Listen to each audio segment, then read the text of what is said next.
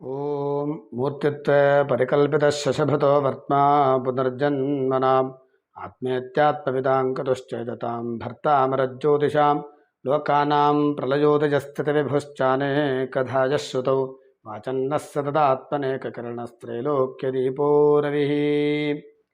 ನಮಸ್ಕಾರ.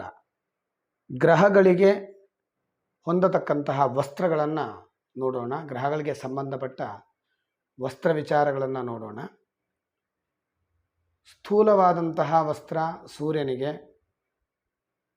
ಅಂದರೆ ದಪ್ಪವಾಗಿರತಕ್ಕಂತಹ ವಸ್ತ್ರ ಸೂರ್ಯನಿಗೆ, ಹೊಸದಾಗಿರತಕ್ಕಂತಹ ವಸ್ತ್ರ ಚಂದ್ರನಿಗೂ, ಬೆಂಕಿಯಿಂದ ಸುಟ್ಟಿರತಕ್ಕಂತಹ ಗುರುತುಗಳನ್ನು ಹೊಂದಿರತಕ್ಕಂತಹ ವಸ್ತ್ರ ಅಂಗಾರಕನಿಗೆ, ಅಂದರೆ ವಸ್ತ್ರದ ಕೊನೆಯ ಭಾಗ ಯಾವುದಾದ್ರೂ ಸುಟ್ಟಿದ್ದರೆ ಆ ಥರದ ವಸ್ತ್ರ ಅಂಗಾರಕನಿಗೂ, ನೀರಿನಿಂದ ನೆನೆಸಿರತಕ್ಕಂತಹ ವಸ್ತ್ರ ಬುಧನಿಗೂ, ಮಧ್ಯದಲ್ಲಿ ಹಳೆಯದಾಗಿರತಕ್ಕಂತಹ ವಸ್ತ್ರ ಬೃಹಸ್ಪತಿಗೂ, ದೃಢವಾಗಿರತಕ್ಕಂತಹ ಪಟ್ಟಿಯನ್ನು ಹೊಂದಿರತಕ್ಕಂತಹ ವಸ್ತ್ರ ಶುಕ್ರನಿಗೂ, ಹರಿದಿರತಕ್ಕಂತಹ ವಸ್ತ್ರ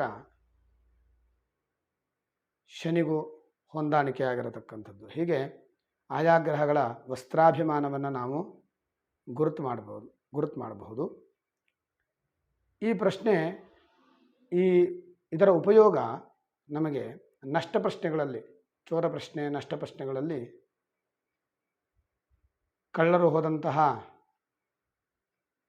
ಸ್ಥಾನಗಳಿಗೆ ನಾವು ಹಿಂದೆ ಹೇಳಿದ ಹಾಗೆ ಆಯಾ ಸ್ಥಾನಗಳನ್ನು, ಹಾಗೂ ಕಳ್ಳರು ಧರಿಸಿರತಕ್ಕಂತಹ ವಸ್ತ್ರಗಳಿಗೆ ಈ ಗ್ರಹಗಳಿಗೆ ಹೇಳಿರತಕ್ಕಂತಹ ವಸ್ತ್ರಗಳನ್ನು ನಾವು ತುಲನೆ ಮಾಡಿ ಕಳ್ಳರು ಧರಿಸಿರತಕ್ಕಂತಹ ವಸ್ತ್ರಗಳನ್ನು, ಅವರ ಸ್ವಭಾವಗಳನ್ನು ಕೂಡ ನಾವು ಗುರುತಿಸಬಹುದು.